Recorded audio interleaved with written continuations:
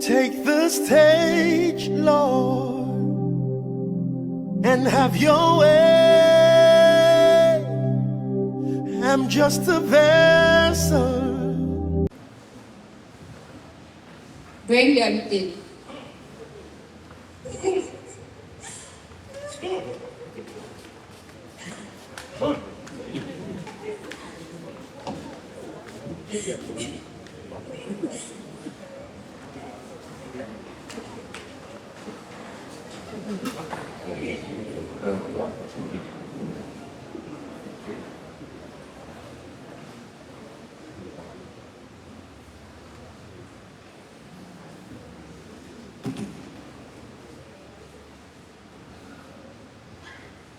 Hey, traitor. I offer you leave with a single word. Will you deny me or die for me? Caesar is Lord. Caesar is Lord. I renounce Christ. Spare my life. Spare my life. You are free. Go. Next test.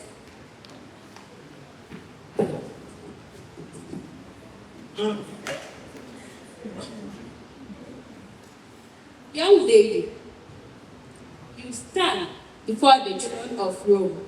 Who is your Lord? Caesar or this your Christ?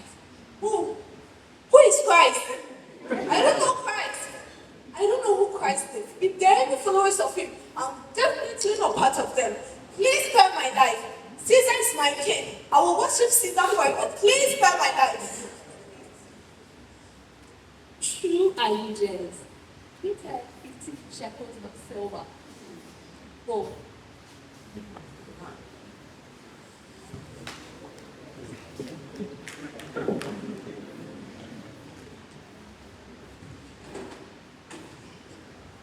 Hey, old man. Look at me.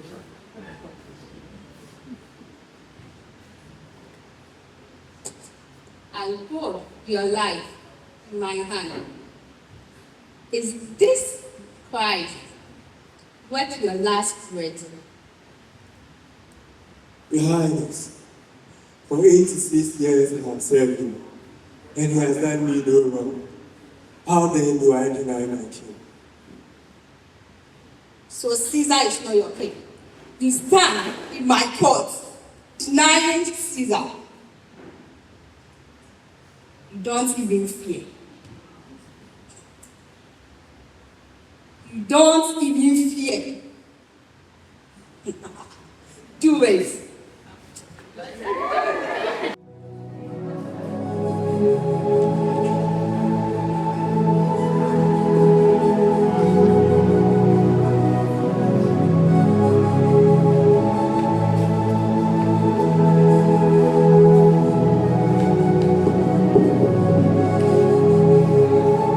Pause. I didn't get a pause.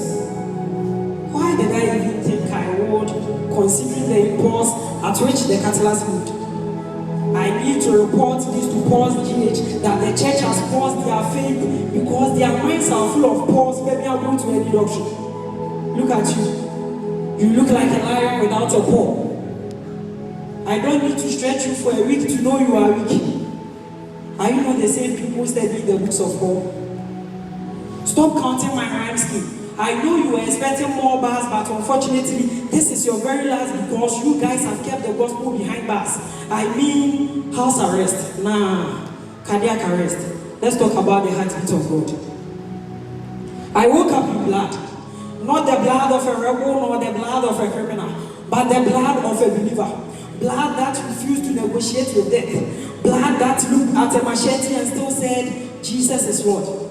And when I rose, I expected to meet a church standing like warriors. But instead, I met a generation negotiating with the gospel. You degrade the message but amputate the truth. You quote scriptures but apologize for conviction. You preach the cross but refuse to carry it. Your attitude is giving me hiccup. It's been stuck in my throat like a bone, but today I will spit it. You become a sheet of filter paper. Straining the gospel the apostles handed to you, interpreting truth to suit you, but mind you, when the filtering is true, check your recipe. Pharisees, I see. I have seen everything you were meant to see, but stuck in your own hypocrisy. You can't even see your spiritual grace as stuck at sea. You aren't growing. You are sinking in sin. You look more like the Sadducees. It's sad to know you know scriptures, but you can't even stand by it. You only understand the enjoyment aspect of it. No wonder you become ministers of enjoyment. Do you know the people whose blood built this faith? Stephen the martyr stood before stones flying like rain, and instead of denying Christ, he looked into heaven and said, Lord, receive my soul. Stones broke his back, but couldn't break his faith. James, son of Zebedee, was cut down by a sword because Rome thought the gospel could be killed by a steel. Peter the apostle was crucified, and when they lifted the cross, he said, I am not worthy to die like my king. They turned him upside down, blood rushing to his head, but Christ never left his lips. Paul the apostle, the man who carried the gospel across empires, was silenced by Rome with a blade. His head fell, but the gospel kept walking. And then there was Polycarp of Smyrna, an old man, 86 years old. They told him, curse Christ and leave. He said, 86 years I have served him, he has done me no wrong. How can I deny my king? So they lit the fire. An old man burned alive because he will not betray Jesus. Be sincere. Judge yourself by your faith now. Would you have survived those times? I don't expect a yes, because if you were to be in the church of Galatia, if Paul was the one writing to you, he would have shouted, oh foolish Galatians, who has bewitched you that you shouldn't obey the truth, because you know all the truth, but you want things juicy, so you don't want to bear the fruit the fruit of the Spirit. You see how the church of today has deviated from what used to be the church. Your area of worship has become commercial.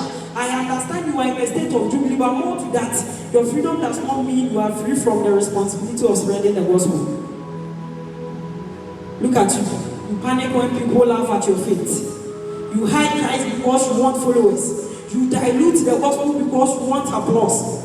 And you think martyrdom is history. It is happening now. Christians in Nigeria are being killed in villages. Believers in North Korea are in prison for owning the Bible. Churches are banned in Pakistan. Families are hunted in Somalia. Children are being orphaned because their parents refuse to say Jesus is not Lord. They are dying for the gospel, but you are embarrassed by it. They are bleeding for the truth, but you are editing it. What happened to the gospel that shook empires? What happened to the church that authorities couldn't silence or intimidate? Now, let's have a tete-a-tete. Because but if you are called for missions, Mr. Mentite, I am not going to talk about this your attitude again, because it no longer worries me that much. Because if this blood will speak, it will not whisper, it will scream, free me, help me, also me, add me to the announcement. They need to know me. If they could stand before swords, fire, prisons and death, and still refuse to deny Christ, what are you standing for if you can't even project it? Contending for the faith means standing when it is easier to bow. The faith isn't something we are supposed to drift from. It's something we are supposed to defend. And a man who cannot die for something is not worth living. So if you cannot die for Christ, I'm sorry, you are dead already. Contend. Take the stage, Lord, and have your way.